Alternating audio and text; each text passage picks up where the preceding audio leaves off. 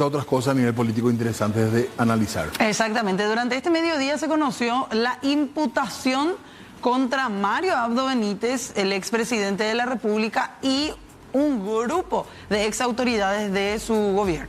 Asimismo, y hay que aclarar porque se creó un ambiente que escuchamos muchos referentes del hoy oficialismo hablar de situaciones de corrupción, sí, hablar de situaciones de robo incluso que se dieron en el gobierno anterior, pero esto no tiene nada que ver con esas denuncias. Sí.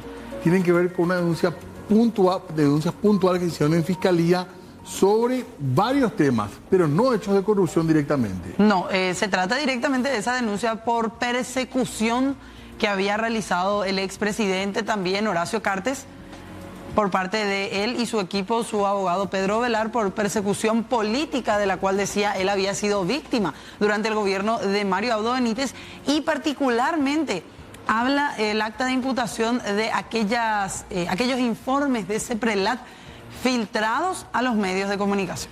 Exactamente, y una de las personas que está imputada ya y está con nosotros en comunicación ya. Sí, Carlos Arregui, ¿cómo le va? Bienvenido. Un gusto saludarlo a ustedes y a través de usted a la teleaudiencia. Gracias por atendernos, Carlos. Muy buenas noches, querido Carlos. Queríamos saber un poquitito, que nos cuentes vos la historia de esto que se da. ¿Por qué estás imputado hoy, según la lectura que vos tenés? No, claramente esta es una imputación política selectiva, como la que ya nos tiene acostumbrado el Ministerio Público, donde gente vinculada al grupo político de Horacio Cartes no avanzan las investigaciones y sin embargo estas en tiempo récord. El papel aguanta todo, Diego y María Fernanda, por eso que están de una manera grotesca instrumentalizados los fiscales que hoy plasman una imputación como esta. No tiene ningún fundamento jurídico. Realmente uno dice, bueno, ¿de qué vamos a defendernos? De valoraciones políticas y de parte del guión cinematográfico que había hecho Pedro Velar, muy parecido llamativamente a la denuncia que había hecho el abogado de Cartes. Según la denuncia, el presidente, me corregí, Carlos, por favor, pero queremos entender todo bien de acuerdo a los hechos que nos han narrado y también de acuerdo al acta. Según usted, se formó, digamos, como un grupo político justamente como para desacreditar y poner en una mala situación a Horacio Cartes, como hasta los cargos que ocupaban supuestamente tenían como función principal eso. De eso la acusan, de armar un esquema para denunciar a Horacio Cartes. Sí, y en realidad la porción de hechos que a mí me atribuyen es por haber hecho mi trabajo, porque dicen básicamente que yo hice una denuncia contra Horacio Cartes para desacreditarlo internacionalmente, ¿verdad? Lo que la CEPRELAT hizo en estos 4 años y medio pasados que me tocó estar como ministro de la Secretaría de Prevención de Lavado de Dinero es informar a través del formato que nosotros tenemos, que es el reporte de inteligencia financiera, el informe de inteligencia financiera y estratégica al Ministerio Público, que es uno de los destinatarios naturales de los informes de la CEPRELAT. Y no solamente de Horacio Cartes, sino de muchísimos otros actores, personas físicas, empresas jurídicas que de alguna u otra manera han sido reportados por los diferentes sujetos obligados: banco, financiera, inmobiliaria, concesionaria de autos. Y también en casos de la criminalidad organizada tenemos reportes de otras unidades de análisis financiero de la región e incluso del mundo. ¿Y qué hay de cierto de uno de los puntos principales, por lo menos de las primeras partes ya de esta imputación, que habla de filtración de datos confidenciales? Porque ese fue uno de los cuestionamientos que ya desde un inicio se le hacía a usted, Carlos. Y no tiene ningún asidero, María Fernanda. Habría que preguntarle a ellos de dónde sacan eso, ¿verdad? En realidad yo creo que la Fiscalía está muy acostumbrada y, como te decía, hay casos que son muy selectivos. Fíjate vos que esta imputación, por ejemplo, yo me entero a través de algunos colegas tuyos. Nosotros ni siquiera fuimos notificados todavía, la imputación está en todos los medios. O sea, finalmente yo creo que, como les decía, claramente es un copamiento institucional que está haciendo este grupo político de Horacio Cartes Y en este caso no es la excepción, sobre todo una gran parte del Ministerio Público, que tendría que ser justamente el bastión de la ciudadanía, el representante de la sociedad. Pero bueno, hoy nos vemos con una imputación como esta, el papel aguanta todo. Y vamos a esperar que decide el juzgado de garantías. Tenemos seguramente fecha para la audiencia, nos van a estar fijando, esperemos recibir ya la notificación en breve. Y defendernos, no queda otra. Usted no filtró entonces esos datos de carácter confidencial, doctor. ¿Usted puede aseverar eso? No, absolutamente. Y ahí hay un relato, como te decía, cinematográfico, que es muy llamativo, muy parecido a la denuncia que había hecho el abogado de Cartes. Carlos, y para ustedes, para lo que ustedes averiguaron como CEPRELAT, Horacio Cartes está metido en el lavado de dinero. ¿Hay pruebas contra él de haber lavado dinero? Mira, lo que nosotros presentamos, Diego, y ese es el trabajo de CEPRELAT, es arrimar a nivel de información de inteligencia indicios suficientes para abrir eventualmente una investigación. El fiscal puede tomar eso o puede devolvernos con el argumento de que no encontraron mérito y que sigamos profundizando las investigaciones de inteligencia. Eso nunca ocurrió. Nosotros hemos presentado no solo con relación a Cartes, sino, como te decía, numerosas otras personas, indicios serios, indicios concluyentes en relación a la criminalidad organizada.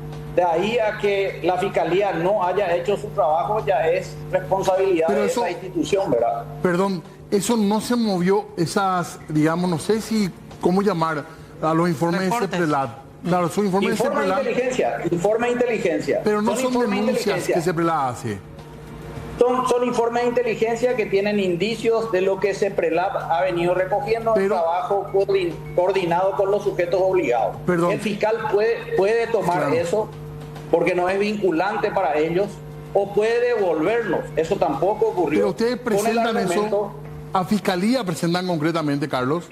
Claro, a Fiscalía, uno de los destinatarios naturales, y también hemos trabajado muchísimo con la Secretaría Anticorrupción, con la Secretaría Antidroga, con otros estamentos del Estado. Esa es la función de una Secretaría de Prevención del Lavado de Dinero. Y en el caso concreto, Horacio Cartes, que había de inteligencia, y también se ha trabajado muchísimo con otras unidades de inteligencia financiera y estratégica en la región y en el mundo incluso.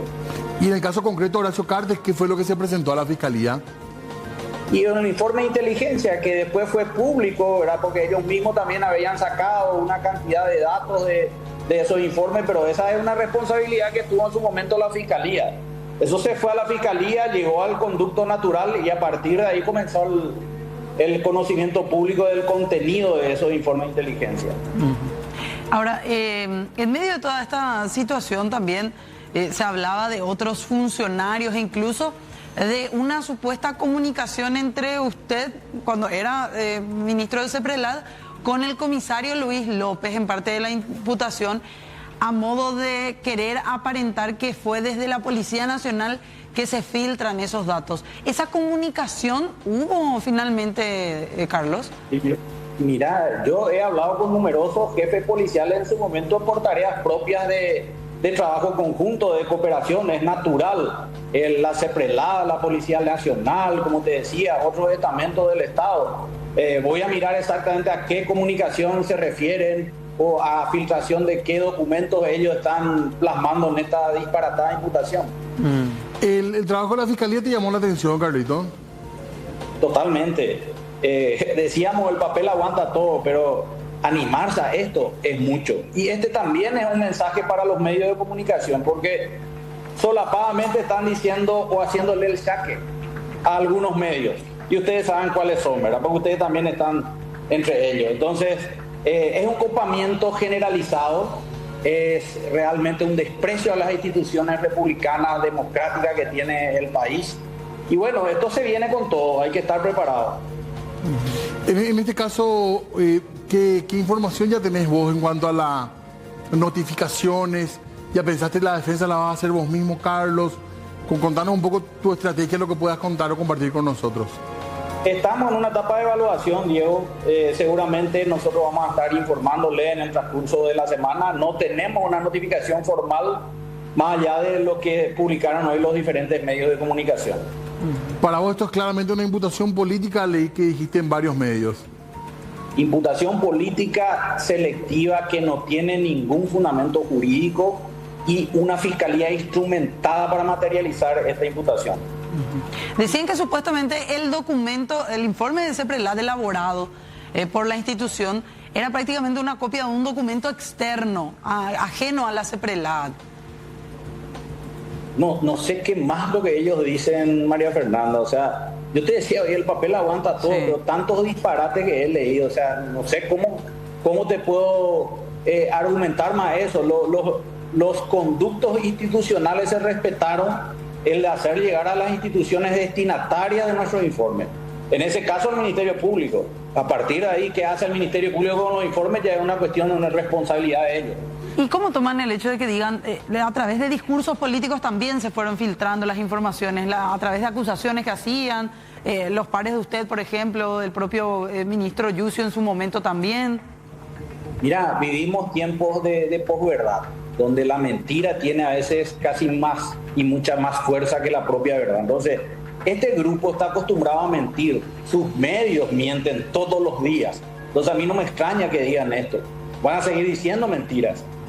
Si el estadio de discusión es un estadio jurídico, tenemos todos los elementos para demostrar una vez más la mentira de este grupo. ¿Ustedes pueden asegurar que el informe de inteligencia remitido a Fiscalía que hablaba sobre Horacio Cartes tiene asidero legal, tiene buenos fundamentos y que no fue elaborado o orquestado, como menciona, desde la propia Secretaría de Prevención de Lavado de Dinero? Absolutamente, María Fernanda, absolutamente. Tiene el mismo estándar de cumplimiento que la gran cantidad de informes que te invito a mirar la página web, sí, y los años en que estuve al frente de la Secretaría de Prevención de Lavado de Dinero, como así también cuando estuvo el doctor René Fernández, la producción de CEPRELAT, y son todos informes de inteligencia que tienen el mismo estándar de calidad y de cumplimiento en cuanto al contenido del mismo. ¿Ustedes tuvieron comunicación con el gobierno norteamericano sobre este tema previamente a la designación o recibieron información de ellos sobre el hecho de lavado, Carlos? Nosotros tenemos un acuerdo, teníamos cuando estábamos en CEPRELAT, eso sigue vigente, un grupo denominado ECMON. Ese grupo ECMON agrupa a todas las unidades de inteligencia financiera prácticamente del mundo. Entre ellas estaba también FinCEN, que es la CEPRELAT norteamericana, y siempre hemos intercambiado, no solamente en relación a este caso, numerosísimos casos relacionados al lavado de dinero, tráfico de droga, criminalidad organizada. O sea, hoy hay una cooperación muy importante a nivel de inteligencia financiera en toda la región y el mundo incluso. Ustedes, seguro, para vos es claro que no filtraron los documentos como ellos denuncian. Así mismo. Esto es parte de una estrategia política que ellos están desarrollando. Quieren destruirle a Mario Aldo, destruirnos a nosotros, matarnos civilmente. Esa es la estrategia. ¿Aldo Cantero genera confianza al fiscal Grisetti y Carlos? Ninguno de los dos genera confianza. ¿Y usted sostiene que Tenés que buscar nomás, Diego, un poquito, googlear nomás los antecedentes de Aldo Cantero y vas a encontrar. No hay un caso del jurado que creo que fue público, era una filtración de audio justamente, pero no sé si tenés otra referencia o hacer referencia a eso. Hay muchas, en su momento vamos a exponerlas también.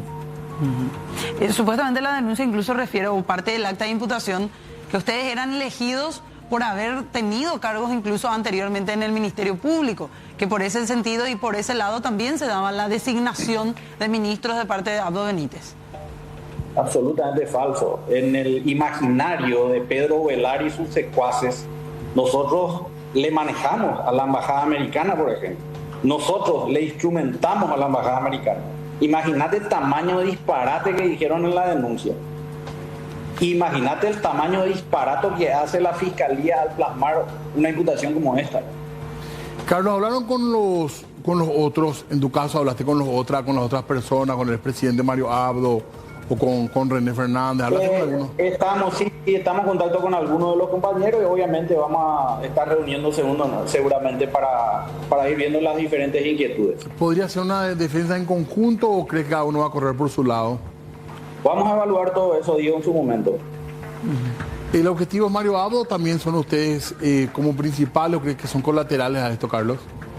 No, el principal es él y nosotros también en diferentes grados de importancia, ¿verdad? Hace un año que se le nombró al fiscal general, que hay una reflexión con esta noticia, ¿tenés alguna reflexión sobre la función del doctor? Y lamento, yo en su momento le deseé lo mejor, tenía esperanza en él, pero realmente imputaciones como estas son decepcionantes, así como otros hechos que están aconteciendo en el país. Él debería ser un representante de la sociedad que por sobre todas las cosas tendría que velar por un Estado de Derecho, un Estado republicano. Imputaciones de este tipo lo dejan muy mal parado a él y a la institución, obviamente. ¿Ya hay jueza también? ¿Perdón? ¿Ya hay jueza también para este caso, Dios? Sí, tengo entendido que sí. Bueno, Carlos, te dejamos tranquilo, nos imaginamos que ha sido un día muy movido, así que seguiremos charlando luego, ya cuando haya también seguramente más definida la estrategia que van a abordar.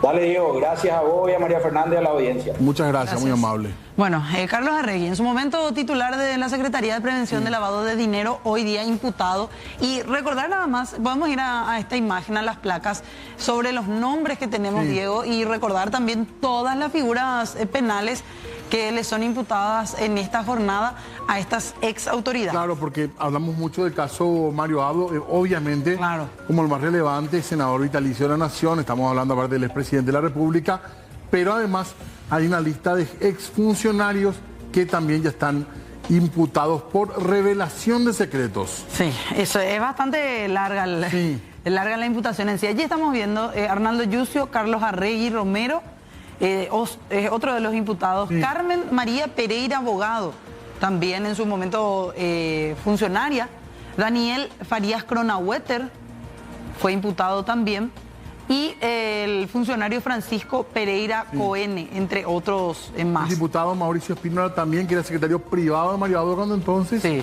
y Mario Abdo Benítez, ¿verdad? Exactamente. Y el abogado Guillermo Preda. Exactamente. Guillermo Preda. La imputación presentada por los fiscales Aldo Cantero, Giovanni Grisetti, son por los hechos de revelación de secretos del servicio, revelación de secretos privados, entre otros, denuncia falsa y otros delitos. Así que tenemos la información del día. Hablábamos con Carlos Arregui, uno de los... Muy bien, seguimos nosotros informando en Puntos de Vista y repasando un poco lo que fue el fin de semana, porque tuvo un hecho político muy relevante, fue la Convención Colorada, la última. Sí, y qué sorpresitas o qué joyitas por lo menos dejó, ¿verdad? Había muchos rumores, en realidad algunos sin mucho fundamento y otros que fueron madurando por el camino, pero creo que un par de novedades importantes hubo, entre ellas lo de Patrick Kemper, creo que fue lo más relevante como cuestión, digamos, desde afuera. Sí, realmente. Una persona que ingresó con más de 7.000 votos al Senado, bastante escaso en comparación a sus colegas la cantidad de votos, pero ayudado directamente y utilizando como trampolín político la alianza Encuentro Nacional que él había hecho, hablamos de Patrick Kemper, con la ahora ex senadora Katia González. Yo la información que encontré hasta ahora del partido Hagamos es que Patrick Kemper estaba como presidente del partido. Sí.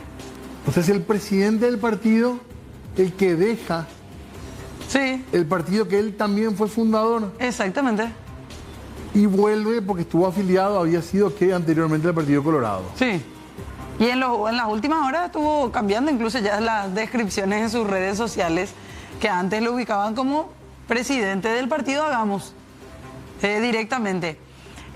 Lo cierto y concreto es que de esta manera se daba, y tenemos para compartir el anuncio, el momento en el que se anunciaba el regreso de Patrick Kemper. Así mismo. Lo celebraban, lo festejaban, lo mostraban como un logro, por lo menos para las filas de la ANR, sumar no solamente a él, 2 senadores más, decía Basilio Núñez, junto con la que ya estaba cantada prácticamente su pase. Cantado justamente fue. Sí, y después cantado también literalmente. Norma Aquino.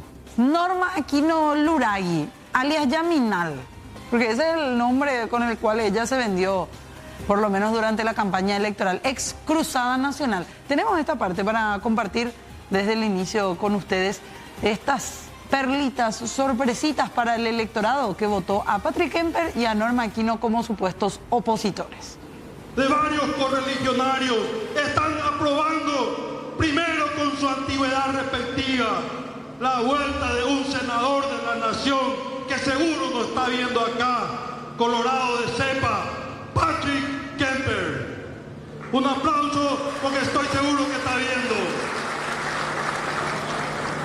Con eso completamos 26 senadores, presidente del partido don Horacio Cartes, y 27 con alguien que también vuelve a su casa. Quiero que se pare, está por ahí, y si puede acercárselo a estrechar la mano del presidente de la República, del presidente del partido, que le va a entregar un pin como tenemos nosotros los colorados, porque estamos orgullosos de pertenecer a este partido. Bienvenido al partido, colega Yaminal. Ahí te va a poner, te regala el pin del partido. Y tenemos 2 senadores que vuelven al partido. Cerramos con 27 senadores. 27 senadores y entramos 23. Bienvenidos nuevamente a nuestro partido. Muchas gracias a todos ustedes. Allá en Ibicuí, entre ceros y collados, había nacido el hombre del Partido Colorado. Allá en Ibicuí, entre ceros y collados, había nacido el hombre del Partido Colorado. Colorado, un gran partido nacional republicano, opera, querido hermano, la tradición nacional. Colorado, un gran partido nacional republicano, opera, querido hermano, la tradición nacional. Gracias. ¿Qué va a decir la gente que le votó a esta señora? ¿Qué va a decir la gente que le votó a ella? Mis pésames, en serio, porque uno era una de las acérrimas. La propia Yolanda Paredes decía hoy, ella era una de las acérrimas líderes, fue vicepresidenta, tengo entendido, del Partido Cruzada Nacional. Es más, revisando un poquitito sus publicaciones, hacía acusaciones muy fuertes contra Horacio Cartes, por ejemplo. Sí. Contra el Partido Colorado también. Era habrá una pasado, ¿verdad? acérrima opositora hasta hace unos meses, hace un año cuando hacía campaña política. Con ese perfil llegó. Con ese perfil llegó. Es un engaño, clarísimo engaño. Lo mismo que Kemper, ¿verdad? Y Patrick Kemper, la misma situación. Él dice, estuve yo afiliado entre 2004 y 2005, en 2018 fui sancionado, por eso es que solicité ahora mi reconsideración de mi afiliación, fue aceptado, yo no estafé a la gente, pero ¿con qué cara vienen a decirle que no le estafaron a la gente si ingresaron usando como trampolín a partidos de la oposición, que dicho sea de paso, tomaron pésimas decisiones desde la oposición también al hacer ciertos movimientos, ciertas jugadas que les permitió y hoy les da la posibilidad a la ANR de hacerse con 2 senadores más y con otros más también que están ahí a la espera de oficializar su pase, porque ya en el sentido de sus votos y en la línea política que manejan son directamente casi oficialistas. Así mismo, porque muchas veces hemos visto y se critica quizás el cambio de movimiento, bueno, pero dentro de un mismo partido, claro, con la misma propuesta electoral. Sí. Todos somos uno. Pero esto que surgía como la oposición, como el equilibrio de poderes, entran por ese partido y terminan siendo tránsfugas, porque ese es el término de la gente que se muda de carpa política para ir a militar a la contraria. ¿Qué habrá motivado estos cambios? ¿Es sed de poder o qué más? Problemas con la justicia por un caso de violencia intrafamiliar y finalmente va a tener que continuar privado de su libertad en prisión. El exdirector de la Policía de Tránsito, Juan Francisco Villalba, seguirá en prisión. Esto lo resolvió el juez Raúl Florentín al rechazar el pedido de la defensa, alegando que no existe ningún hecho nuevo en la causa. Juan Villalba soporta un proceso por violencia familiar y en su momento reconoció haber violado su arresto domiciliario supuestamente para brindar asistencia a una persona enferma, su hija. Luego se decretó su prisión preventiva y esta medida cautelar fue ratificada por el juzgado.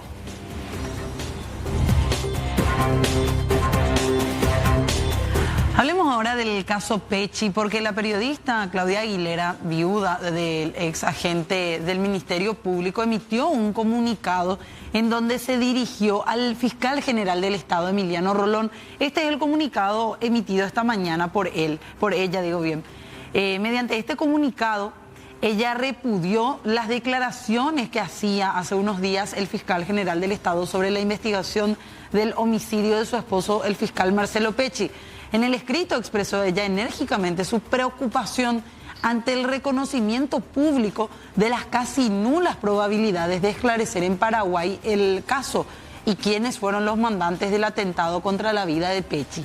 Pidió humanidad ante el dolor que siente su familia, además de consideración a su memoria y respeto al trabajo que le costó la vida. Recordemos que hace unos días compartíamos, de hecho, lo que mencionaba el senador Eduardo Nakayama, lo trataba de cobarde al fiscal general del Estado por no haber resuelto quiénes ordenaron el asesinato de Marcelo Pecci, y este respondía directamente que ni Mandrake podía resolver el asesinato de Pecci, como diciendo que prácticamente era imposible llegar a encontrar finalmente la verdad, y alegando directamente que había inacción de parte del Ministerio Público.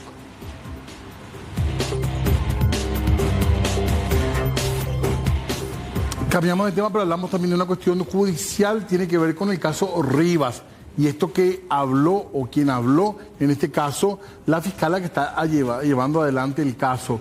La Fiscalía revisará el caso Hernán Rivas tras críticas de la Corte. La Fiscalía tendrá que volver a revisar, y en su caso, la representante fiscal Patricia Sánchez, quien habló sobre la imputación al senador Hernán Rivas por el supuesto título falso de abogado sobre la decisión del Tribunal de Apelación Penal Segunda Sala que revocó la decisión, además de darle el trámite de oposición y devolver la imputación. Señaló que no es un ataque personal, sino que son cuestiones que tienen que ver con su trabajo. Dijo que no está de acuerdo con la postura del tribunal, pero que acatará y realizará las revisiones correspondientes. Recordemos que Sánchez tiene 10 días para corregir la imputación, y si de nuevo se rechaza, debería ir a la Fiscalía General por el mismo plazo para pedir lo que corresponda.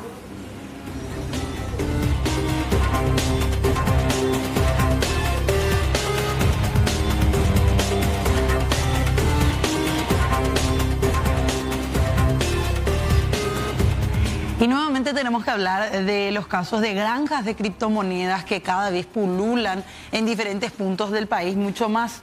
En este caso, la Fiscalía y autoridades de la ANDE allanaron una granja de criptomonedas que operaba bajo la fachada de un depósito de materiales de construcción en la ciudad de Lambaré, zona de Puerto Pabla. Según el medidor, el local tenía un consumo, atiendan bien, de 730 millones de guaraníes en energía eléctrica, sin haber declarado cuál era la utilización real que le daban a esa energía eléctrica en ese punto a la ANDE, algo que deben realizar. Los técnicos constataron que el aparato de medidor fue manipulado y no facturaban ellos el consumo real que utilizaban para la producción de criptomonedas. Unas horas decían desde la ANDE, por lo menos el 90% ya. Hubo conferencia de prensa. Sí. Explicaron el problema en términos técnicos, pero la gente quiere tener energía eléctrica en su casa y ninguna otra explicación. Sí. Suficiente pagamos por mes, así que por favor, señores de la ANDE, cumplan con nosotros. Un quemazón bajo las líneas de la ANDE es lo que habría generado y dejado a casi todo el país sin energía eléctrica. Habló Félix Sosa. Queremos compartir lo que mencionaba ya para ir cerrando. Hasta mañana. Hace 24 horas de esta tarde se registró el fuera de servicio de la línea de 500 kV Ayolas Villa Ayes, ¿verdad? Donde de acuerdo a nuestro sistema informático y del sistema de protección se registró un cortocircuito en una de las fases en el trayecto desde Ayola hasta Villa Ayes, ¿verdad? Y es un cortocircuito temporal, considerando de que una hora después esa línea volvió a entrar a operar sin ningún inconveniente. Entonces nosotros creemos, de hecho vamos a recorrer ahora para verificar el motivo de ese fuera de servicio y de acuerdo a la experiencia que tenemos, este tipo de eventos se registra posiblemente debido a una quemazón. Eso nosotros vamos a recorrer eso. Posterior al fuera de servicio, lógicamente, de esa línea de 500 kV, se separaron los dos sistemas. Actuó el sistema de protección para separar todo lo que es el sistema que alimenta Itaipú del sistema que alimenta Yacyretá, y lógicamente que en cascada actuaron las protecciones a los efectos de proteger todas las instalaciones.